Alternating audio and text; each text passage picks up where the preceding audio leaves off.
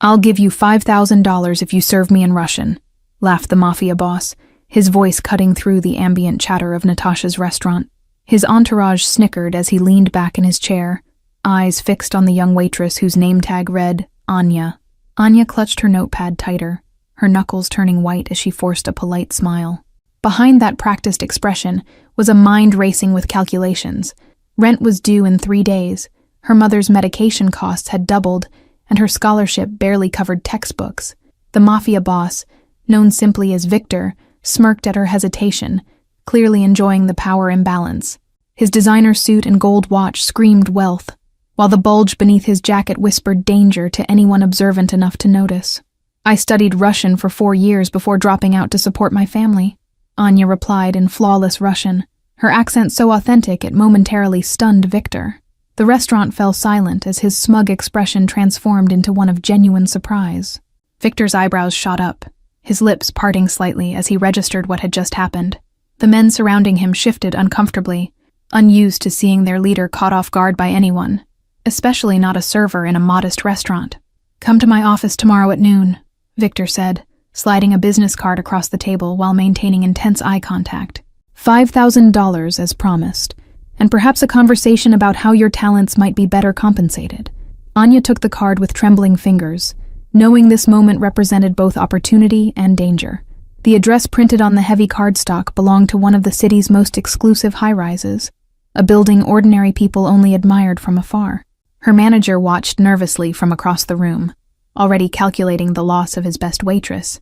He'd warned all his staff about Victor Krasny's visits. Be polite, be quick, and never engage beyond taking orders. The rest of her shift passed in a blur, Anya's mind replaying that moment of defiance over and over. Had she impressed a dangerous man? Or had she merely painted a target on her back by revealing her linguistic abilities? Walking home that night, clutching her pepper spray, Anya thought of her mother's mounting medical bills. $5,000 would cover 3 months of treatment, buy time while she figured out a more permanent solution to their financial crisis. Her tiny apartment felt especially cramped that evening, the walls closing in as she paced the worn carpet. Taking money from a criminal crossed every moral boundary she'd set for herself, yet necessity had a way of redrawing those lines. Morning arrived after a restless night, sunlight filtering through thin curtains as Anya stared at the business card. The embossed letters seemed to pulse with possibility and danger. Victor Krasny, International Imports, followed by a phone number and address. At precisely 11:58, Anya stepped into the gleaming lobby of Horizon Towers, her second-hand clothes drawing curious glances from the security staff. The elevator ride to the 47th floor felt like ascending to another world, one where people like her were rarely welcome. "Ah, the talented waitress arrives," Victor announced as his assistant ushered Anya into a corner office with floor-to-ceiling windows overlooking the city. He gestured to a chair across from his imposing desk, watching her with calculated interest. An envelope slid across the polished surface, thick with cash, the promised payment for a simple exchange in her native language. "A woman of multiple talents is rare in my experience," Victor said, leaning forward with unsettling intensity. "I have a proposition that extends beyond our little restaurant bet," Victor continued, resting his chin on steepled fingers. "My organization requires someone with your linguistic abilities for some delicate negotiations with our Russian partners." Anya's fingers hovered over the envelope, moral conflict visible in her hesitation. "I'm just a waitress trying to get through college and support my mother," she replied, knowing even as she spoke that her simple life had already begun to unravel. Victor's laugh was surprisingly warm, creating a jarring contrast with the coldness in his eyes. "We all have roles we play, Anya Petrova. Yours as a struggling waitress, mine as a businessman with diverse interests spanning legal boundaries." The view from his office showcased a city divided, gleaming skyscrapers alongside neighborhoods where people like Anya fought daily for survival. The metaphor wasn't lost on her, as she reluctantly accepted both the money and his business proposition. 3 times your current salary, flexible hours around your classes, and complete coverage of your mother's medical expenses. Victor listed the terms while pouring 2 glasses of amber liquid, all for accompanying me to meetings and translating conversations correctly. Anya took a careful sip, wincing at the burn of expensive whiskey as it traveled down her throat. The offer represented everything she needed wrapped in a package she knew was dangerous to accept. Her mother's face flashed in her mind, growing thinner each day, brave smiles that couldn't mask the pain of illness and worry. What exactly would these translations involve? She asked, already suspecting the answer would blur ethical lines. Nothing that should trouble your conscience excessively, Victor replied with practiced ease, though his eyes narrowed slightly at her question. Business discussions, cultural nuances that might be lost on me despite my rudimentary Russian vocabulary. Their conversation was interrupted by a sharp knock before a man entered without waiting for permission. Dmitri, Victor's second-in-command, cast a suspicious glance at Anya before whispering urgently in his boss's ear about shipment complications. Victor's expression darkened momentarily before he dismissed Dmitri with a casual wave. First task: dinner tonight with associates from Moscow who prefer their negotiations conducted in their mother tongue, he said, his tone making it clear refusal wasn't an option. That evening, dressed in clothes hastily purchased with Victor's advance, Anya entered the private dining room of La Belle, the city's most exclusive restaurant. 5 men turned to evaluate her with expressions ranging from curiosity to open hostility. My new cultural attaché, Victor introduced her with a proprietary hand on her lower back that made Anya fight the urge to step away. She'll ensure our conversations lose nothing in translation this evening. The oldest Russian, a man with silver hair and cold eyes, addressed her directly in his native language. So young to be involved in our world. Does she understand what happens to people who misinterpret sensitive conversations? Anya swallowed hard, translating his words precisely for Victor while omitting the threatening undercurrent. Her first lesson in this dangerous new role was already clear. Some things were better left unsaid. Victor's smile never reached his eyes as he responded through Anya, each exchange revealing layers of meaning and hidden agendas. She was no longer just translating words but navigating a complex web of power, threats, and negotiation.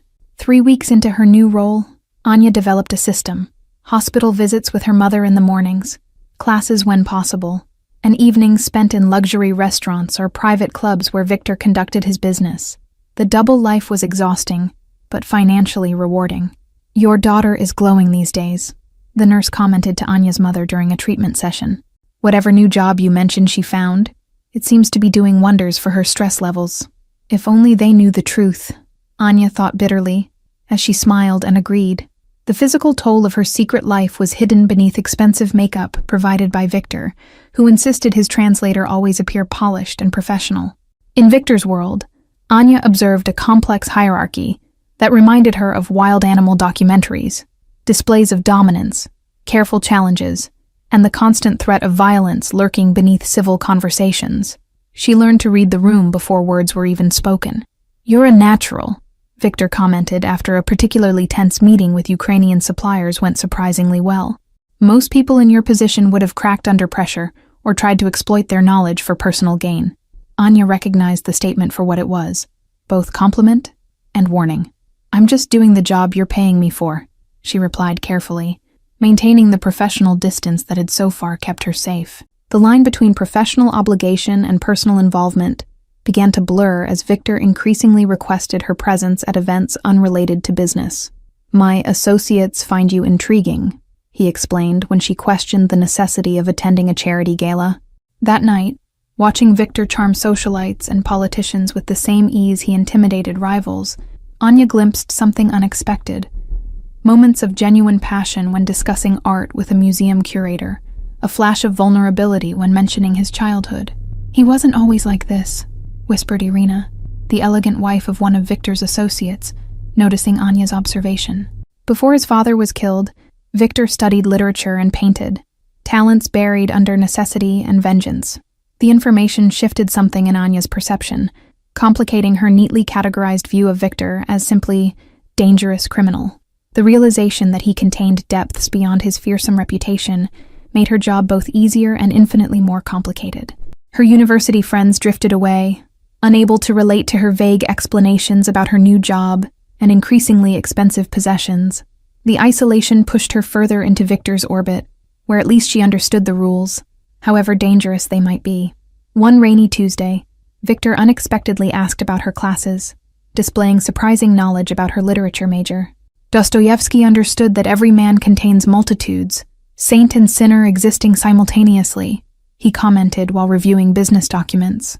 Their conversation about Russian literature continued for hours, revealing a side of Victor few were privileged to see. When he described his childhood dreams of becoming a professor before family obligations intervened, Anya recognized the shadow of regret in his voice. Perhaps in another life, Victor concluded with uncharacteristic softness, before his phone rang and his expression hardened once more. The glimpse behind his carefully constructed facade vanished as quickly as it had appeared. Later that night, lying awake in her new apartment, a security necessity according to Victor, Anya confronted an uncomfortable truth. The line separating her from the world she'd entered was thinning, and her moral objections were weakening with each passing day.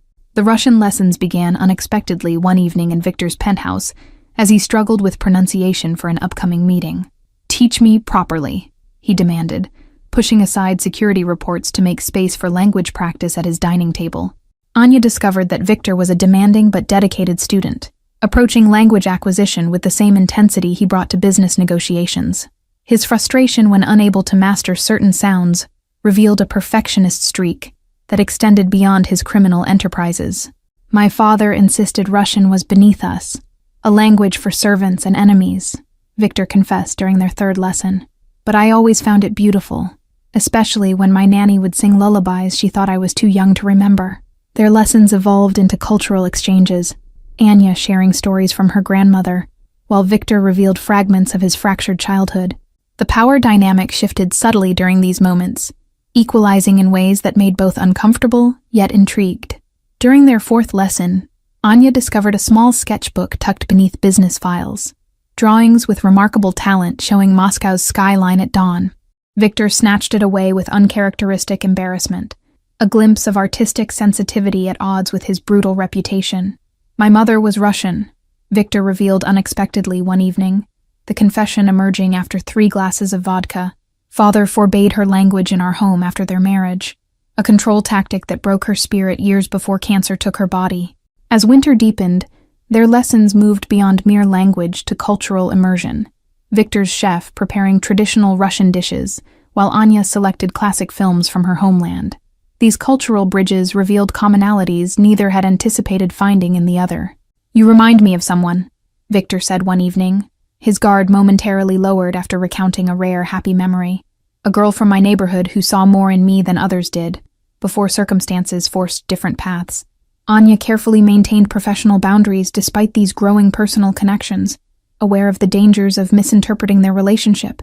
Victor might show glimpses of humanity, but his business remained built on exploitation and violence. The first time she witnessed that violence firsthand came during a routine translation assignment at the warehouse. A supplier who had shorted a shipment knelt bleeding on the concrete floor, while Dmitri stood over him with brass knuckles gleaming under fluorescent lights. "Tell him his options in his native tongue," Victor instructed calmly, as if requesting a menu translation, rather than delivering life-or-death ultimatums. "Make sure he understands exactly what failure costs in our organization." Anya's hands trembled as she relayed the message, her voice steadier than she felt. The man's terrified eyes locked with hers, pleading silently for mercy she had no authority to grant in this brutal world she'd entered. That night, alone in her bathroom, Anya scrubbed her hands until they were raw, trying to wash away the moral compromise of her participation. The salary that once seemed worth any ethical flexibility now felt heavy with the weight of complicity. The following morning, Victor appeared at her door unannounced, expression unreadable as he studied the dark circles under her eyes. "The first time is always difficult," he said simply, offering no apology but a strange acknowledgement of her distress. Instead of business, he suggested breakfast at a small bakery owned by an elderly Russian couple. There, surrounded by the familiar comfort of her culture's food and language, Anya watched as Victor charmed the owners with respectful Russian phrases she'd taught him. "Not everyone sees this side of you," Anya observed as they walked back to his car, their breaths visible in the cold morning air. "Why show it to me?" Victor's answer came after a thoughtful pause. "Perhaps because you're the only person who speaks to me in 2 languages, the one I use for business, and the one that reminds me of simpler times." The complexity of their relationship deepened when Anya's mother experienced a medical emergency, requiring experimental treatment not covered by insurance. Without hesitation, Victor arranged for a specialist from Switzerland, dismissing Anya's protests with unexpected gentleness. Dmitri's growing resentment became increasingly obvious during strategy meetings, his eyes following Anya with undisguised suspicion as her influence with Victor expanded beyond simple translation. The power shift threatened his position as Victor's most trusted advisor. "She knows too much about our operations for someone so new," Dmitri warned Victor in English, assuming Anya wouldn't understand his heavily accented words from across the room. "Your fascination with this girl compromises years of careful work." Victor dismissed these concerns publicly, but Anya noticed increased security around her apartment, and a driver suddenly available for all her commutes.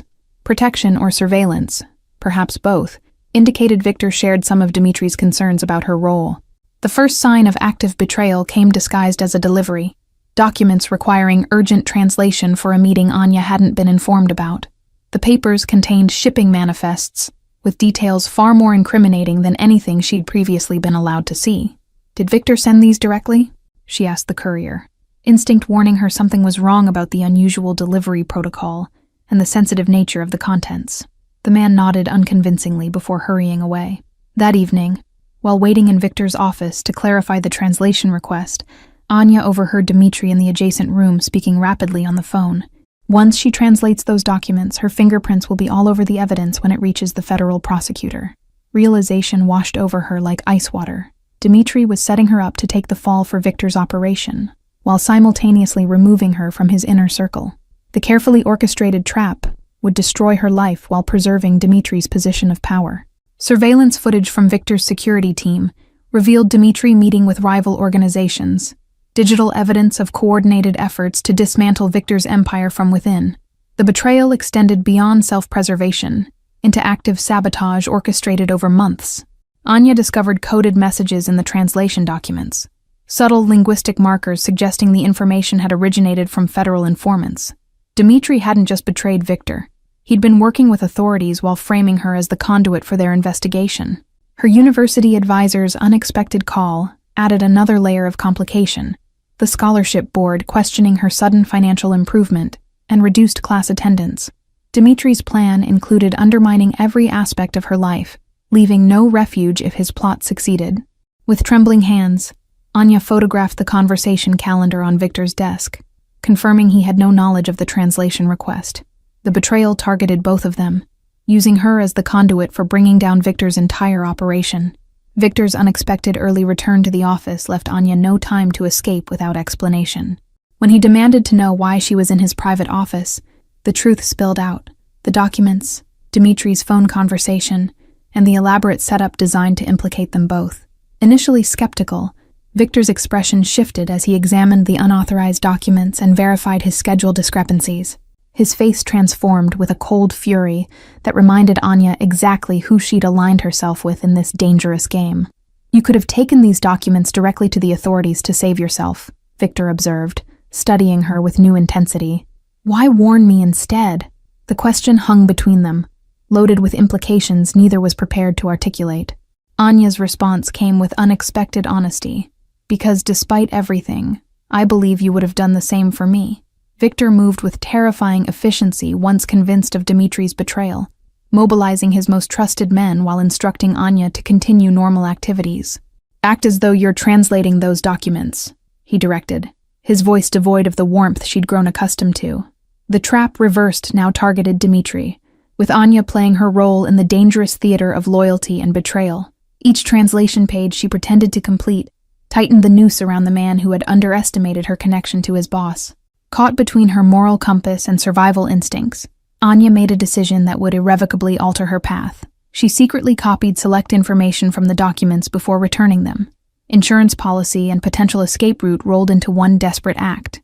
3 days of excruciating tension followed, as Anya maintained her routine, while Victor's investigation into Dmitri's betrayal proceeded behind the scenes. The restaurant where everything began now felt like a distant memory from someone else's life. "Your mother's treatment is showing remarkable results," the doctor informed Anya during a routine checkup. "Whatever strings you pulled to get this specialist, it's giving her a real fighting chance." The good news twisted like a knife in Anya's conscience. Her mother's improving health purchased with moral compromise and deepening entanglement in Victor's criminal world. The price of saving one life might be her own soul. Dmitri made his move the following evening, intercepting Anya as she left the university library. "Get in the car," he ordered, revealing a concealed weapon beneath his expensive jacket. "It's time we discussed your future with the organization." The drive to an abandoned warehouse at the city's edge passed in tense silence, Anya's mind racing through possible escape scenarios. Dimitri's face remained impassive, betraying nothing of his plans beyond the obvious intent to remove her permanently. "Victor's judgment has become compromised since you appeared," Dimitri stated as he forced her into the empty building. "Sentiment is weakness in our business, something I tried to teach him repeatedly over 15 years of loyalty." Concrete floors echoed with their footsteps as Dimitri marched her toward a back office, passing empty shipping containers and forgotten machinery. The isolation confirmed Anya's worst fears. No witnesses meant no reason to keep her alive after getting what he wanted. "The documents you translated, where are the originals?" Dimitri demanded, pressing the gun against her ribs. "Victor thinks he destroyed all evidence, but I know you're too smart to leave yourself unprotected." Anya's response was interrupted by the warehouse door crashing open, metal groaning as Victor entered with 2 armed men. His expression remained eerily calm as he assessed the standoff, eyes fixing on the weapon pressed against Anya's side. 15 years of loyalty means nothing when betrayal follows," Victor replied, advancing slowly despite the danger. "Did you think I wouldn't verify her story? That I wouldn't check the accounts you've been skimming from for years?" The revelation of deeper betrayal registered on Dimitri's face, momentary shock providing the distraction Anya needed.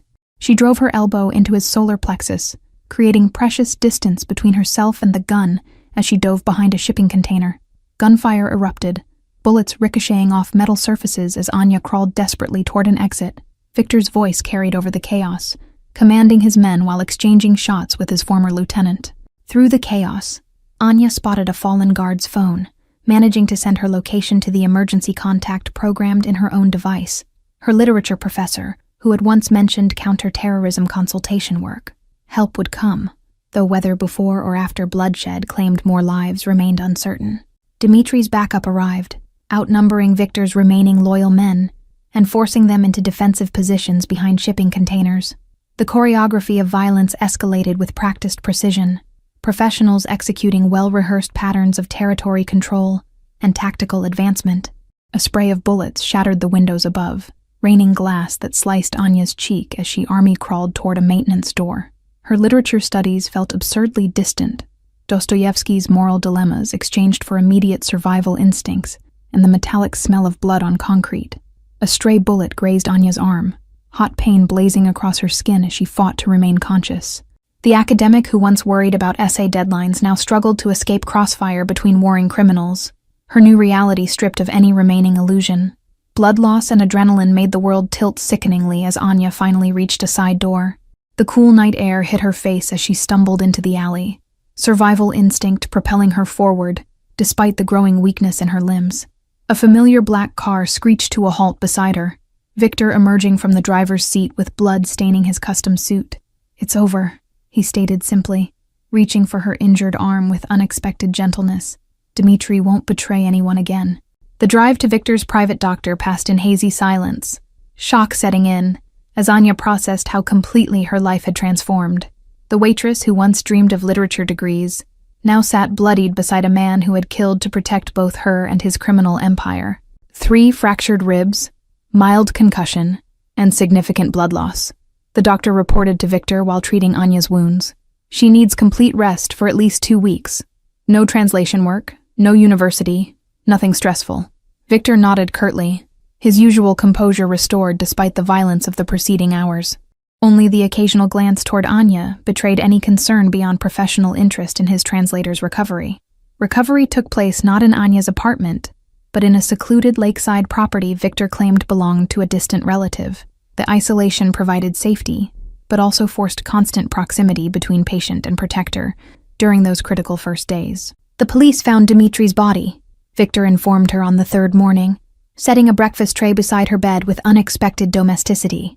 "Official report says gang violence. Technically accurate if not complete." Anya's hands trembled slightly as she reached for the tea, the reality of her situation crystallizing with brutal clarity. She was now witness to murder, recipient of blood money, and dependent on a criminal's protection. Lines crossed that could never be uncrossed. "My organization is vulnerable while I'm handling this situation," Victor admitted, surprising her with his candor. Dimitri's betrayal has created opportunities for rivals to move against my interests in the city. The unexpected vulnerability in this confession shifted something between them, Victor revealing weaknesses he would show to no one else. Anya recognized the dangerous intimacy developing between captive and captor, victim and protector, student and teacher. During her second week of recovery, Victor received news that his primary distribution warehouse had been seized by authorities, acting on an anonymous tip. His carefully controlled facade cracked momentarily, revealing the panic beneath his composed exterior. "They're closing in from all sides," he murmured, pacing the cabin's living room while making rapid phone calls in multiple languages. "Someone is systematically dismantling everything I've built over 20 years. Anya's suggestion came hesitantly. "Your legitimate businesses, the import company, the restaurants, the art gallery, they're still untouched. Perhaps it's time to consider transitioning completely to legal enterprises." Victor's laughter held no humor as he dismissed the idea. "My legitimate businesses exist to launder money from the others. Without the criminal enterprises, everything collapses, including my protection for you and your mother's medical care." The harsh truth hung between them, both acknowledging the toxic dependency their relationship had cultivated. Anya's moral compromise had grown from one desperate decision into a lifestyle she could no longer easily escape. Their isolation ended abruptly when an unexpected visitor arrived. Irina, the wife of Victor's associate, appeared with urgency and without her husband. "Gregory has been arrested," she announced without preamble. "They're coming for you next." Irina's proposal was shocking in its simplicity. "I have connections with federal prosecutors willing to offer immunity in exchange for specific information. Not everything, Victor, just enough to satisfy them while preserving your core assets." The proposal included an unexpected component, evidence implicating higher-profile targets that would satisfy federal authorities more than Victor's mid-level organization. Irina had compiled dossiers on politicians and corporate executives whose corruption dwarfed Victor's criminal activities. "My husband never knew my true background," Irina explained, removing an expensive wig to reveal closely cropped hair and extracting colored contacts. "Former intelligence operative repurposed to domestic monitoring. My marriage was my cover, not my identity." The revelation transformed their power dynamic instantly, Anya and Victor now recognizing they were pieces in a larger game orchestrated by invisible players. Their relationship, built on translation and cultural exchange, had inadvertently intersected with national security operations beyond their comprehension. Victor's refusal was immediate and predictable, but Anya noticed the calculation behind his eyes. For the first time since she'd known him, the unshakable crime boss was considering compromise instead of dominance or destruction. The plan formed over 3 tense days of negotiation, with Irina serving as unexpected mediator between Victor's criminal world and legitimate authorities. Limited immunity in exchange for information about international suppliers would satisfy the prosecution, while allowing Victor to preserve his domestic operations. "Why are you helping him?" Anya asked Irina during a rare moment alone. "Your husband is already imprisoned. Cooperating with Victor seems counterproductive to your own interests." Irina's smile held secrets deeper than Anya could fathom. "Gregory was never the real power in our marriage," she confessed, removing her designer sunglasses to reveal eyes sharp with intelligence. "Victor's organization benefits from my connections in ways even he doesn't fully comprehend." The revelation of this shadow player reshuffled Anya's understanding of the power dynamics she'd been observing. Women in this world weren't merely decorative accessories, but often the hidden architects behind seemingly male-dominated structures. Their carefully constructed deal collapsed when federal agents raided the lake house without warning, clearly operating on fresh intelligence that bypassed Irina's carefully cultivated channels. The negotiated surrender transformed into chaos as Victor pulled Anya through a hidden exit tunnel. "Someone betrayed us again," Victor growled, as they escaped into the surrounding forest, his hand gripping Anya's wrist with painful intensity. "Whoever's dismantling my organization knew exactly where to find us." The realization hit Anya with stunning clarity. The copied documents she'd secured as insurance had somehow reached authorities. Her well-intentioned protection strategy had accelerated the very collapse she now fled alongside Victor. Their desperate journey led them back to where everything began. Natasha's restaurant, now closed for renovation but still accessible through service entrances Victor somehow knew intimately. The familiar setting felt surreal after weeks of upheaval and violence. "We need to separate," Victor decided, his tactical mind working through limited options. "They want me, not you. If you walk away now, claim Stockholm Syndrome or coercion. Your mother's care continues through my offshore accounts." Anya's refusal surprised even herself. Running solves nothing. "Whatever happens next, we face it together. Not because I approve of what you've done, but because I understand why you did it."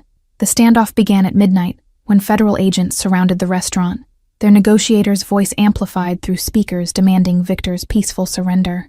Inside, Victor and Anya sat at the same table where their story had begun months earlier. "I never paid you that $5,000 from our first bet," Victor realized with unexpected laughter, the absurdity of remembering such a detail in their current circumstances breaking through the tension. "You earned it fair and square with your Russian." Anya reached across the table, taking his hand in a gesture that acknowledged their complicated journey. "The money was never what changed my life," she replied softly. "It was discovering that people are rarely what they first appear to be." Outside the restaurant, media vans assembled alongside tactical units, cameras ready to capture the fall of a notorious criminal figure. The narrative already being constructed would flatten their complex story into simplistic headlines: "Villain captured," "Innocent saved," erasing the moral ambiguities that defined their actual experience. Through the restaurant's security feed, they watched federal agents establishing perimeter positions with military precision. "They're being careful. Someone told them about my combat background," Victor observed with professional respect for their tactical approach. Anya noticed a familiar face among the federal commanders, her literature professor now revealed in body armor with credential badges. The separate worlds she'd tried to maintain had collapsed into a single narrative, academic mentor and law enforcement now converging at this climactic moment. Their moment of connection shattered as the front doors burst open, tactical teams swarming the restaurant with weapons drawn. Victor rose slowly, hands raised in a gesture of surrender that seemed foreign on a man accustomed to commanding rather than yielding. "Victor Krasny, you're under arrest," announced the lead agent, reciting charges that would ensure decades of imprisonment if convicted. The handcuffs clicked around his wrists with finality as Anya watched, heart constricting, despite knowing this moment was inevitable. In his final free act, Victor turned to Anya and spoke in perfect Russian. "Tell them everything, the good and the bad. My redemption was always impossible, but perhaps through your truth, something better emerges from what we built together." 6 months later, Anya sat in a federal courthouse, hands clasped tightly as she prepared to testify in Victor's trial. Her immunity deal, secured through cooperation and the documents she'd preserved, allowed her to speak freely about the organization she'd witnessed from the inside. "Do you swear to tell the truth, the whole truth, and nothing but the truth?" the court official intoned as Anya placed her hand on the Bible. Her affirmation came clear and steady, commitment to honesty now replacing the moral compromises of her past. Victor watched her from the defendant's table, expression unreadable to most observers but conveying subtle acknowledgement to Anya. Their shared language now extended beyond Russian or English. They communicated in the silent vocabulary of two people who had seen each other's true natures. Her testimony walked the delicate line between truth and mercy, providing evidence of criminal activity while contextualizing Victor's complex character. The prosecution wanted a monster. The defense claimed coercion. Anya offered something more authentic, a flawed human caught in systems of his own making. The defendant showed capacity for both extraordinary cruelty and unexpected compassion, she concluded after hours of questioning. His organization destroyed lives through illegal activities, yet also provided medical care to my mother when legitimate systems failed her. The jury's deliberation lasted 3 days before returning with a verdict that acknowledged the complexity of the case. Victor received a 15-year sentence instead of life, punishment tempered with possibility of eventual redemption through the testimony of the waitress he'd once mocked. Natasha's restaurant reopened under new management, with Anya now holding partial ownership thanks to a legitimate business arrangement Victor had established before his arrest. The establishment became a symbol of second chances rather than criminal enterprise. Anya completed her literature degree while managing the restaurant, her thesis examining moral ambiguity in Russian classics, with insights drawn from personal experience. Professors noted her unusual depth of understanding when discussing characters who straddled worlds of darkness and light. Her mother's recovery progressed steadily, the specialized treatment having arrested the disease's progression before Victor's legitimate medical foundation continued coverage. The foundation became Anya's focus beyond academics, channeling resources toward families facing similar healthcare crises. Twice monthly, Anya visited the federal prison, conversing with Victor in both languages as he served his sentence. Their relationship defied simple categorization. Not quite friendship, beyond business, yet bound by experiences too profound to abandon. "You could have disappeared with the money," Victor observed during one visit, his face thinner but eyes still sharp with intelligence. "Instead, you built something lasting from the wreckage of my mistakes." Anya's smile acknowledged the observation's truth. "We're defined not by our worst moments or best intentions, but by what we choose to build after everything falls apart," she replied, wisdom earned through their shared journey.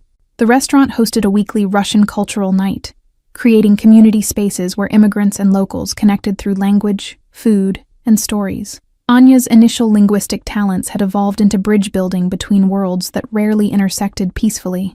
On quiet evenings, she sometimes remembered their first encounter, his arrogant challenge, her desperate acceptance of the bet. The memory no longer carried bitterness or regret, but stood as the unexpected catalyst for transformation neither could have anticipated. Victor's legitimate businesses continued operating under trusts he'd established, providing employment and stability in communities once exploited by his criminal enterprises. Redemption came not through erasing past sins, but through creating future possibilities that might balance the scales. Anya's graduation ceremony coincided with her mother's one-year anniversary of remission, twin celebrations of perseverance through seemingly impossible circumstances. As she accepted her diploma, Anya spotted Irina in the audience, a subtle nod acknowledging their shared role in reshaping a criminal empire into something with potential for good. The literature department offered Anya a teaching position focusing on translation studies and cultural interpretation, skills honed through life-threatening circumstances now redirected toward academic pursuit. Her unique perspective on language as both bridge and weapon brought unprecedented depth to the curriculum.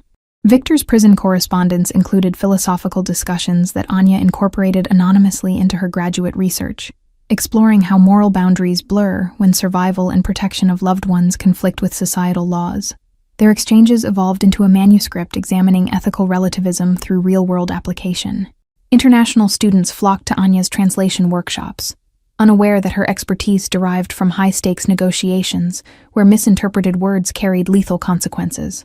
The authenticity in her teaching stemmed from experiences too complex to share yet too valuable to abandon. Thank you all for following this story to the end. If you enjoyed it, please write in the comments where in the world you're watching from, and don't forget to like, subscribe, and share this video, as your support is crucial for me to continue creating content here.